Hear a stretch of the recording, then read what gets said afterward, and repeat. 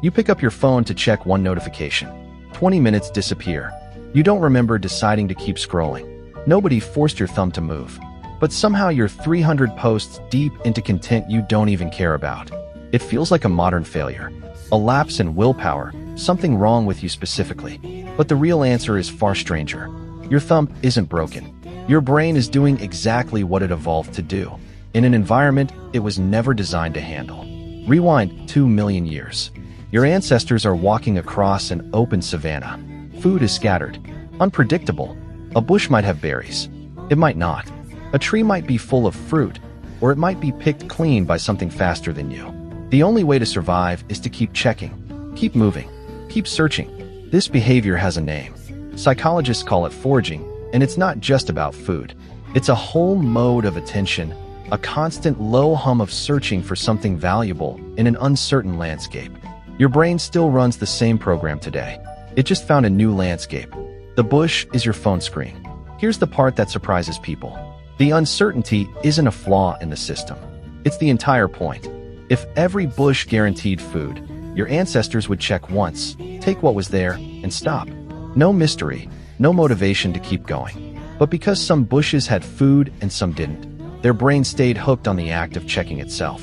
This is called a variable reward schedule, and it is, without exaggeration, one of the most powerful behavioral forces psychology has ever documented. In the 1950s, a psychologist named B.F. Skinner ran a now-famous experiment using pigeons and a simple mechanical lever. He gave one group of pigeons food every single time they pressed the lever. Predictable, reliable, almost boring. Those pigeons pressed it occasionally, whenever they happened to be hungry, group of pigeons food at random intervals. Sometimes the lever worked. Sometimes it didn't, no matter how many times they tried. That second group pressed the lever obsessively, far more than the first group ever did. And here's the strange part. Even after Skinner stopped delivering food entirely, that second group kept pressing the lever, sometimes for hours, convinced the next press might finally work. Sound familiar? Every time you pull down to refresh your feed, you are pressing that exact lever. Sometimes there's a funny video waiting for you. Sometimes a message from someone you like. Sometimes absolutely nothing worth your time. Your brain doesn't know which outcome is coming before you check. And that unpredictability, that 50-50 coin flip built into every scroll, is precisely what keeps your thumb moving long after you meant to put the phone down. But foraging alone doesn't explain everything happening in your head. There's a second ancient system running underneath it, and it's arguably even older than the savanna itself. It's about survival information. For most of human history, knowing what was happening around you wasn't a luxury or a curiosity. It was the difference between living and dying. Which tribe was approaching from the ridge? Which predator had been spotted near the river? Which berries made someone in the group sick last season? People who paid close attention to social and environmental information consistently outsurvived people who tuned it out. That instinct never disappeared from your biology. It just got hijacked by an app icon. Neuroscientist Robert Sapolsky has spent decades studying the brain chemical dopamine, and one of his most important findings gets misunderstood constantly, even by people who think they already know what dopamine does.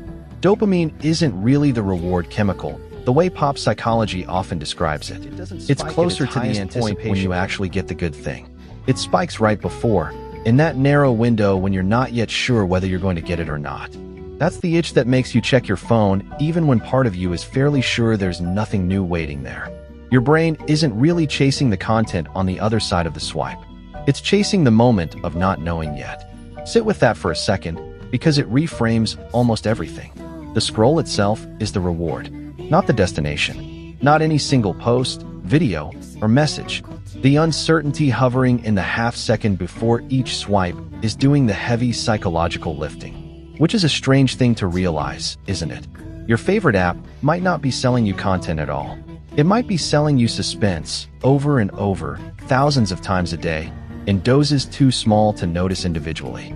There's a counterintuitive twist buried inside all of this that most people never consider. You might assume that the most addictive apps are the ones with the best content, the funniest videos, the most useful information, the highest quality. But researchers studying engagement patterns have found something closer to the opposite. Content quality barely predicts how long someone stays on a platform. What predicts it far more reliably is the unpredictability of the delivery. A feed of consistently excellent content, delivered in a consistent, predictable order, gets checked less often than a feed of mediocre content delivered in bursts of randomness. This is almost impossible to believe until you compare it to gambling. A slot machine doesn't need beautiful graphics or a compelling story to keep someone seated in front of it for hours. It needs unpredictability, wrapped around a small, repeatable action. The content was never really the engine.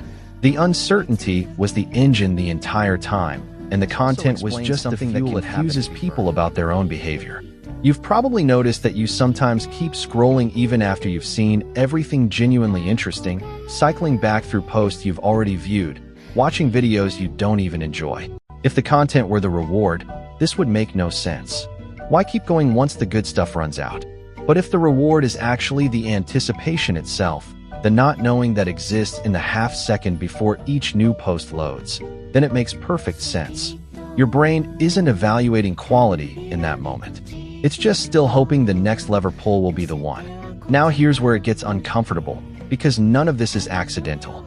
In the early 2010s, a design ethicist named Tristan Harris, who had previously worked inside the tech industry designing these very products, began publicly warning that apps were being engineered using exactly these psychological principles, borrowed almost directly from slot machine design. Infinite scroll, pull to refresh, autoplay on the next video. None of these features exist because they make the content itself any better. They exist because they systematically remove the natural stopping cues your brain has relied on for its entire existence. Think about how humans consumed information for nearly all of history before this. A book has an ending, a final page that closes the loop. A newspaper runs out of pages, forcing a natural conclusion. A conversation eventually pauses, and both people quietly agree it's time to move on. These were exit ramps, built into the very structure of how information was packaged. Your brain used them, consciously or not, to decide that it was time to stop searching and do something else. Infinite scroll deletes the exit ramp entirely. There's no page 98 waiting for you. There's no back engineered to resemble an endless field of unpredictable bushes, stretching in every direction, with no edge in sight. And your ancient foraging brain has no idea it's being fooled by a screen. It just registers an environment that seems worth continuing to search, because somewhere in that feed, mixed in with the noise, might be something valuable. A message, a laugh, a piece of information that matters. The brain can't tell the difference between a savanna and a server. This is where the two systems combine into something that feels almost unbeatable when you're inside it.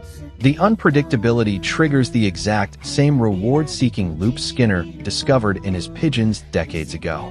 And the content itself, other people's faces, opinions, arguments, updates, triggers the same social survival alertness your ancestors relied on to avoid danger and stay connected to their group.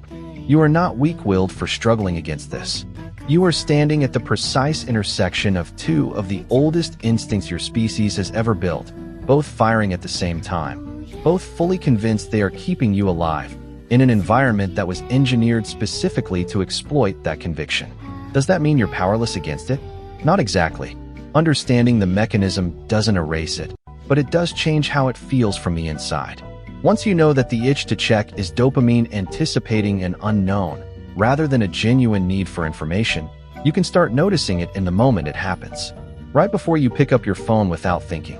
Right before that automatic thumb movement carries you into the feed. Some researchers have proposed simple, practical countermeasures based on exactly this understanding.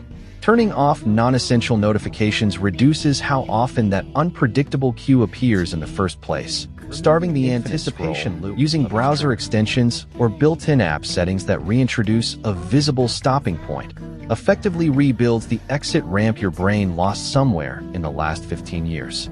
Even something as small as switching your phone display to grayscale measurably reduces the reward signal your visual system sends to your brain, because color itself, especially the reds and blues used deliberately in notification badges and icons, is part of the original design. None of this requires more raw willpower, which is good news, because willpower was never really the deciding factor to begin with. It requires working with your instincts instead of fighting them head-on. the same way early engineers learned to work with the flow of a river instead of trying to dam it through brute force alone. You can't delete 2 million years of evolutionary programming with a single act of discipline. But you can stop mistaking that programming for a personal flaw unique to you. There's something almost beautiful in this, if you let yourself sit with it for a moment instead of just feeling frustrated. The same instinct that once kept your ancestors alive on an unpredictable savanna, the drive to check, to search, to stay alert to whatever might be just around the corner, is still fully alive and functioning inside you right now, exactly as it was designed to be. It didn't fail you. It's working exactly as intended. It just found a screen instead of a bush, and an algorithm instead of a season, and neither of those knew to ask permission before moving in. So tonight, when you pick up your phone to check one notification, and 20 minutes quietly disappear before you notice, remember this. It was never really about the notification at all.「